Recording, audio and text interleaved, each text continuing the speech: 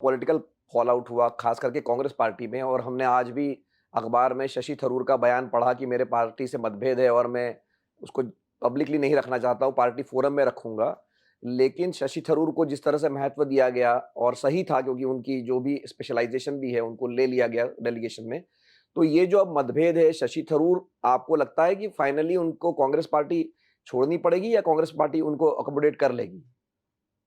देखिए, ये शशि थरूर के मामले में कांग्रेस ने सेल्फ गोल किया। शशि थरूर यूनाइटेड नेशन में डिप्टी सेक्रेटरी जनरल रहे हैं, अच्छे डिप्लोमेट रहे हैं। अगर सरकार उनको किसी डेलीगेशन में भेज रही थी तो अच्छी बात है। कांग्रेस ने इनको तुरंत करना चाहिए था। वही शशि थरूर को भी जानना चाहिए कि आपकी एक पार्टी की लाइन है, आप राजनीति में हैं। जब आप राजनीति में आते हैं, आप कोई इंडिपेंडेंट वॉइस नहीं रहते। आपको अपनी पार्टी लाइन को भी समझकर आगे बढ़ना है।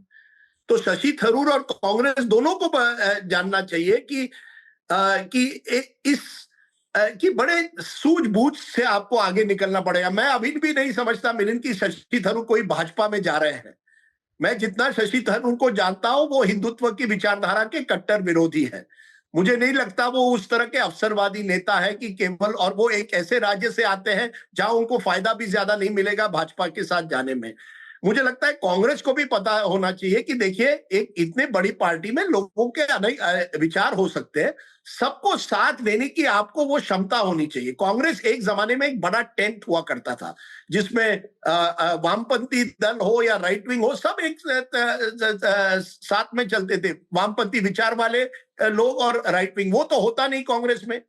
ये कहीं ना कहीं राहुल गांधी की एक तरह से कमजोरी आप मान लीजिए, कि जिस तरह से वो लोग सबको साथ लेकर, जो कांग्रेस के अलग अलग गुट है, उनको साथ लेकर वो नहीं जा पाते हैं। लेकिन वही भाजपा भी राजनीति कर रही है। कांग्रेस ने अगर आपको कुछ नाम की लिस्ट दी है, तो आपको उन सबको अकोमोडेट करने में क्या हर्ज था? कर दीजिए। बाकियों को तो आपने कर दिया। ममता बनर्जी ने जब कहा कि अभिषेक बनर्जी को भेजिए, यूसुफ पठान को नहीं, सरकार ने अकोमोडेट कर दिया। तो दोनों तरफ से राजनीति हुई, जिससे मुझे नहीं लगता देश का फायदा होता है। जैसे मैंने कहा, विदेश नीति को लेकर एक आम सहमति बननी चाहिए, पर आम सहमति तभी बनेगी जब आप सबको साथ लेकर उनसे बातचीत करोगे, विचार करोगे, डिबेट करोगे, पार्लियामेंट में डायलॉग होगा। आज आप सोचिए मिलिंद, 5 साल हो रहे हैं इस महीने गलवान में जो हुआ था। चीन ने जिस तरह से हमारे सैनिकों के साथ जो किया था, हमने क्या मैसेज भेजा तब से चीन को? 5 साल में क्या, what are the cost we have imposed on China?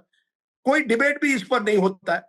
और अगर डिबेट हो, और अगर मैं जैसा व्यक्ति सवाल पूछूं, तो कहेंगे आप एंटी नेशनल है। सवाल पूछता कोई एंटी नेशनल चीज नहीं है। तो मुझे लगता है शशि थरूर जैसे व्यक्ति को कांग्रेस ने साथ लेकर काम करना चाहिए। वही सरकार को भी कांग्रेस और अन्य दलों को साथ लेकर अपनी विदेश नीति को बनाना चाहिए। नहीं तो जब ऐसा समय आएगा, जब जैसे आया है पिछले 2 महीने में, तब विपक्ष तो कहेगा ही कि आपने तो बड़ी बड़ी बातें की थी, विश्व गुरु है ये वो, लेकिन असलियत कुछ और निकली। वो अपनी राजनीति खेलेंगे। ये दुर्भाग्यपूर्ण है, लेकिन ये होना ही था एक तरह से।